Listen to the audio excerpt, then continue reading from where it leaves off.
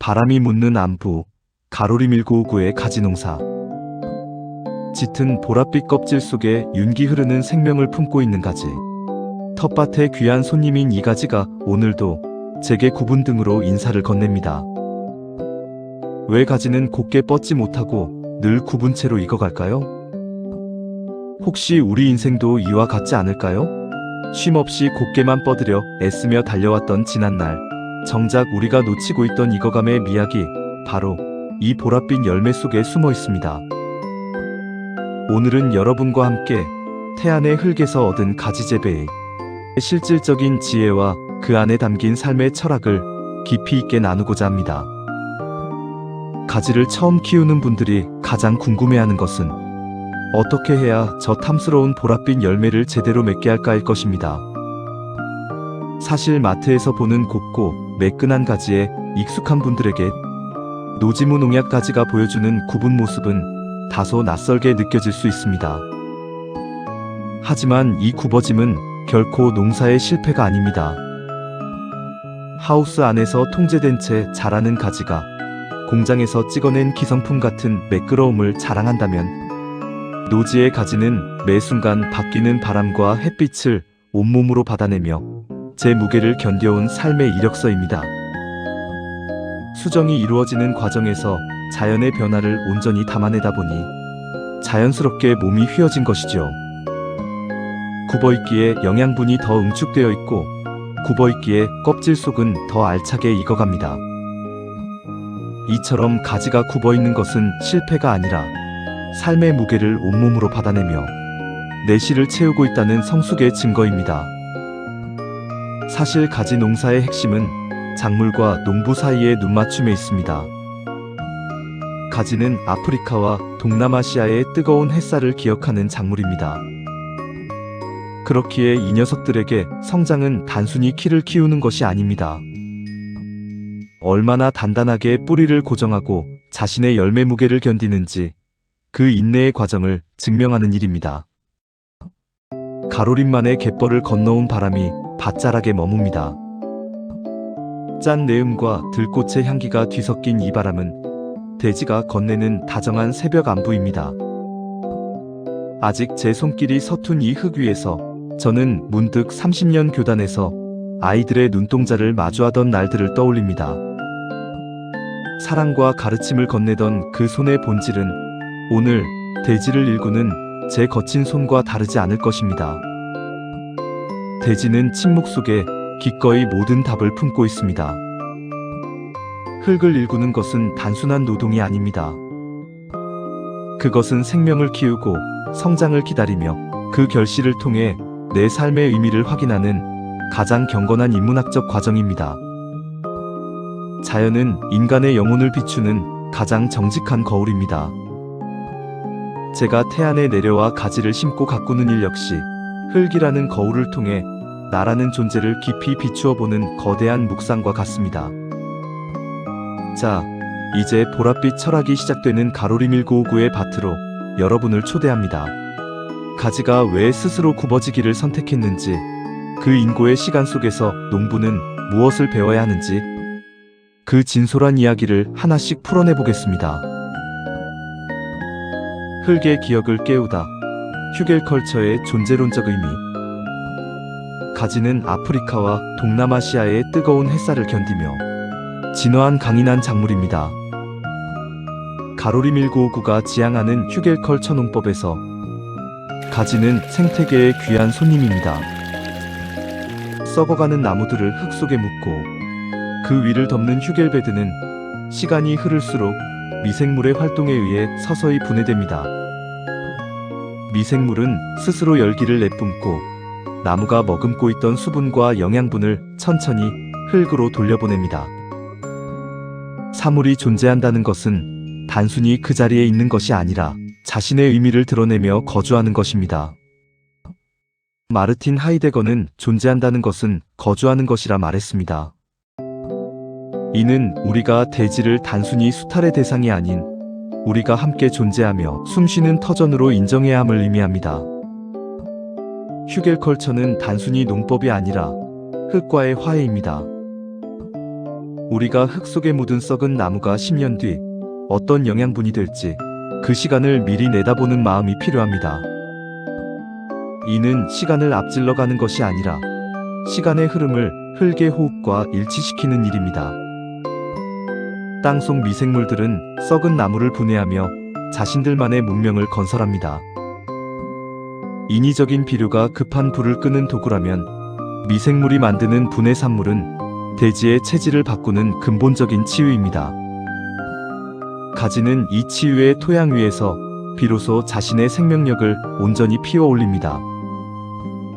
흙을 함부로 뒤집지 않는 무경운 농법 역시 같은 맥락입니다.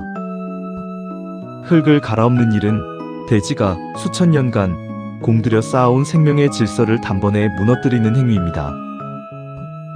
반면 무경운은 그 질서를 보존하며 자연의 속도에 발맞추는 가장 낮은 자세의 농법입니다.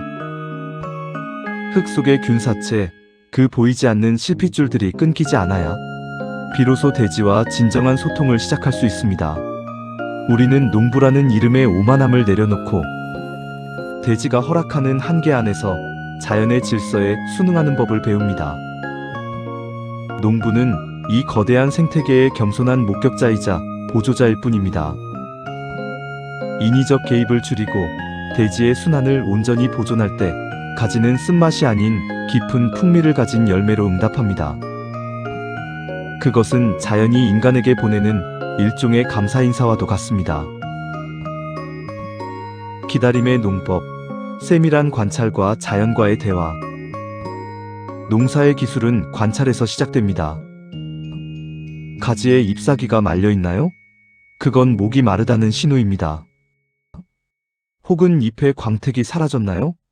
토양의 미네랄이 부족하다는 조용한 탄식입니다. 초보 농부들은 물을 줄 때 단순히 양에 집중하지만 노련한 농부는 시간에 집중합니다. 해 뜨기 전 식물이 기공을 열고 대지의 기운을 받아들일 준비를 마쳤을 때 물을 주는 것이 가장 깊은 보약이 됩니다. 가지의 뿌리는 땅속 30cm 아래에서 끊임없이 흙의 온도를 읽습니다. 이 보이지 않는 대화를 이해할 때 비로소 농사는 노동이 아닌 예술이 됩니다. 자연은 서두르지 않지만 모든 일을 완수합니다. 정식 후 멀칭은 단순한 덮개가 아닙니다. 그것은 미생물의 안식처이자 여름철 뿌리를 보호하는 시원한 그늘막입니다. 그리고 멀칭된 짚이나 잘게 썬 나뭇가지가 시간이 지나 녹아내려 땅의 영양분이 되는 과정은 자연의 폐쇄 없는 순환을 보여줍니다. 저 역시 가로리 1959의 밭에서 가지와 함께 숲의 지혜를 배웁니다.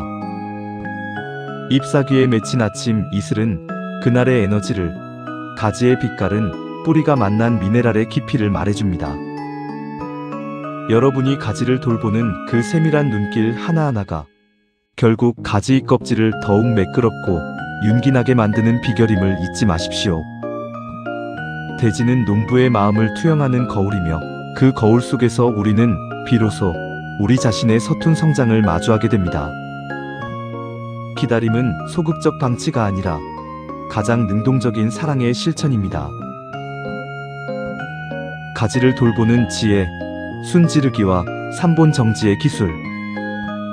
가지 재배의 결실은 순지르기에서 시작됩니다. 이는 단순히 식물의 모양을 잡는 것이 아니라 햇빛과 바람이 식물 내부까지 고루 닿게 하여 생명의 순환을 돕는 일입니다. 초보 농부라면 다음 3가지 원칙을 기억하십시오.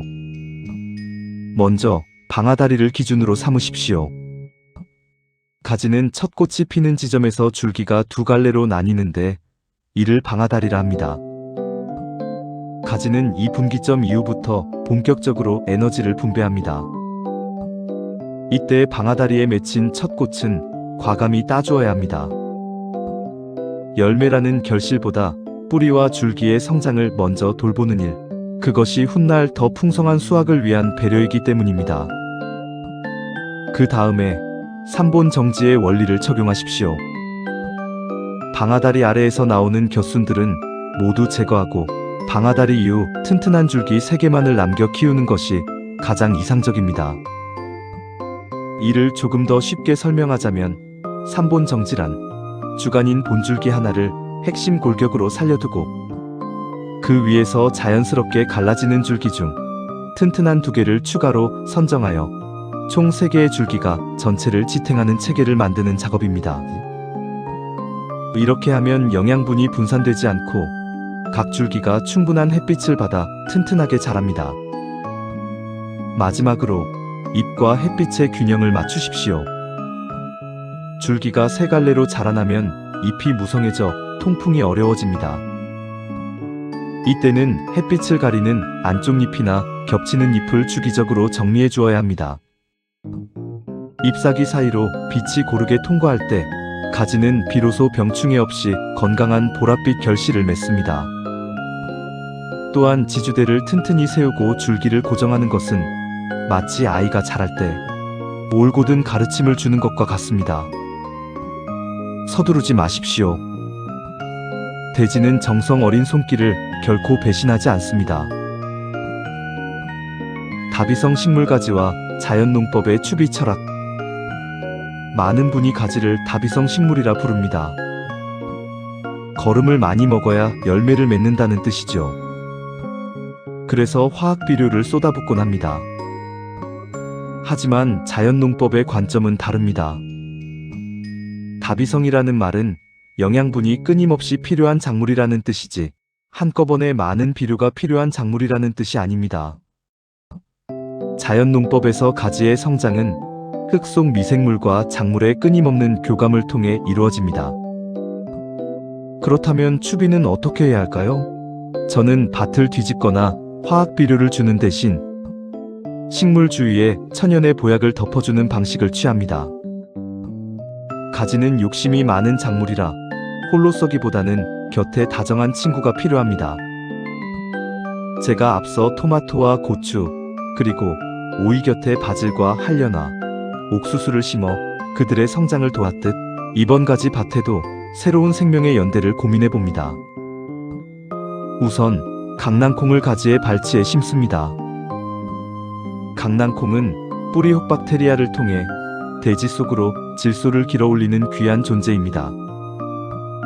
가지가 덩치를 키우며 왕성하게 자라날 때 강낭콩은 묵묵히 천연의 영양분을 곁에 내어주며 비료가 되어줍니다.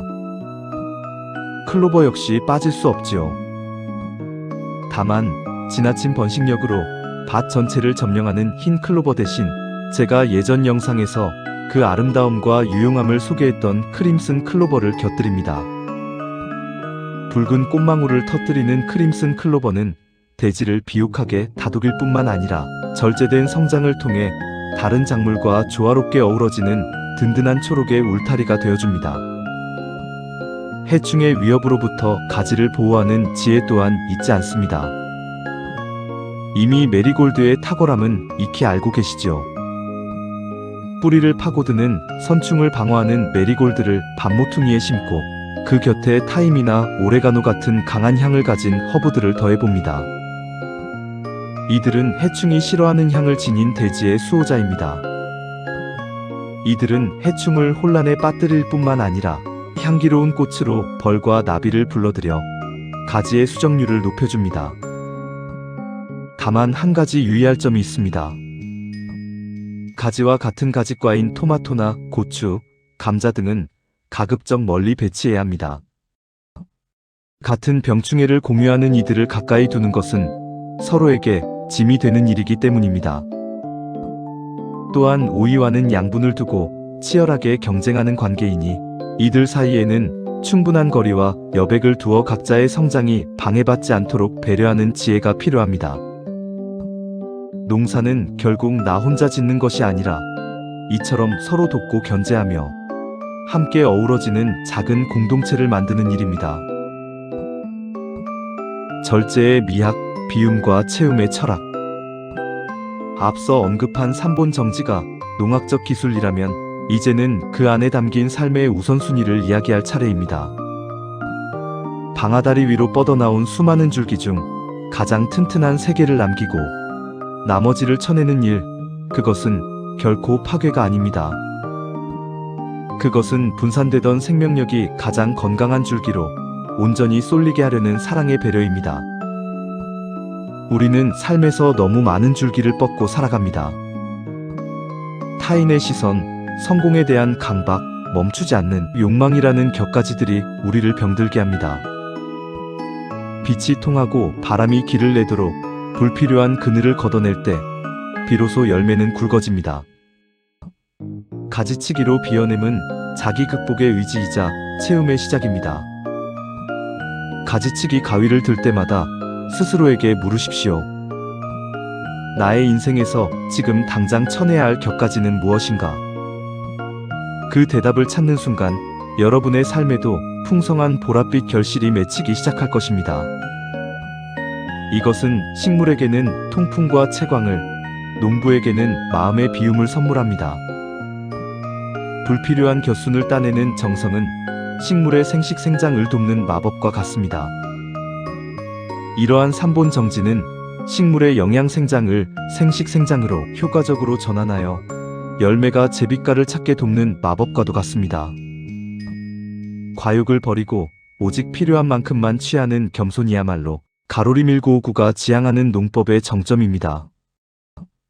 이 비움의 과정은 단순한 농사 기술을 넘어 우리 삶에 불필요한 집착을 내려놓는 성찰의 과정과도 맞닿아 있습니다. 우리가 욕심을 버리고 대지의 속도에 순응할 때 비로소 가지는 자신의 가장 순수한 보랏빛을 세상에 드러냅니다. 대지의 신비, 피조물에 대한 예우. 나의 농사는 곧 나의 신앙 고백입니다. 창조주의 섭리가 깃든 이 땅을 인간이 제멋대로 파헤치지 않고 흙 속의 작은 미생물 하나까지 생명으로 존중하는 것, 그것이 내가 믿는 신앙의 핵심입니다. 무경운 농법으로 땅을 뒤집지 않는 것은 생명의 질서를 인간의 지식보다 위에 두겠다는 다짐입니다.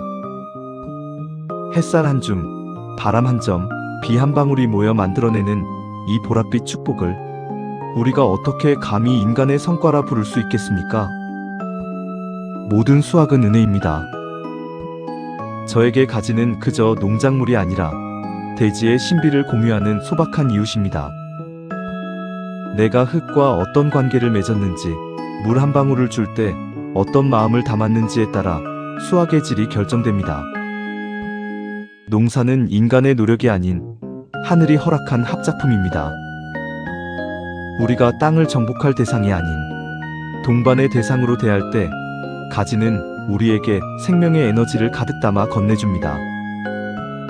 이 과정에서 가지 재배의 노하우 하나를 더하자면 지속 가능한 관수입니다. 한편에서는 흙 표면을 공생식물과 멀칭제로 덮어 수분 증발을 억제하고, 다른 한편에서는 뿌리 깊숙이 물이 전달되게 하는 휴겔컬처 사이의 고랑을 이용한 저면관수 방식을 응용하면 가지는 가뭄 속에서도 결코 지치지 않습니다. 흙의 온도와 습도를 지키는 철학하는 자연농부의 정성이 가지의 생명력으로 치환되는 순간입니다. 수확의 의미, 가시와 갑옷, 그리고 삶의 무게. 이제 수확의 시간입니다. 가지 꼭지에 맺힌 가시를 조심스레 만져봅니다. 이 작은 가시는 가지가 자신을 지키기 위해 만든 갑옷입니다. 인생도 마찬가지입니다. 우리도 험한 세상에서 나를 지키기 위해 저마다 가시를 하나씩 품고 살지 않습니까? 그 가시는 타인을 상처 입히기 위한 것이 아니라 자신의 내면을 보호하기 위한 마지막 수단입니다. 가지의 가시를 이해할 때 우리는 비로소 세상의 뾰족한 이들을 껴안을 수 있는 너그러움을 배웁니다. 이제 굽은 가지들을 수확하여 바구니에 담습니다. 굽어있기에 서로를 밀어내지 않고 굽어있기에 서로의 몸을 기대어 그 무게를 분산합니다. 어쩌면 우리도 혼자가 아니라 서로의 굽은 등을 기대며 살아가야 하는 존재들인지 모릅니다. 농부가 가지를 수확하는 순간은 단순한 결실의 확인이 아니라 그 굽은 인생들에 대한 예우이기도 합니다. 뚝 끊어낼 때 손목에 전달되는 그 묵직한 무게는 폭풍우를 견딘 시간과 인내의 결과물입니다. 그 무게는 단순한 무게가 아니라 자연의 섭리를 온몸으로 받아낸 증거입니다. 프리드리히 니체는 자기 자신의 무게를 견딜 수 있는 사람만이 진정으로 자유롭다라고 설파했습니다. 우리 또한 각자의 굽은 가지를 짊어지고 밭을 오르는 이 노동 속에서 진정한 행복을 찾습니다.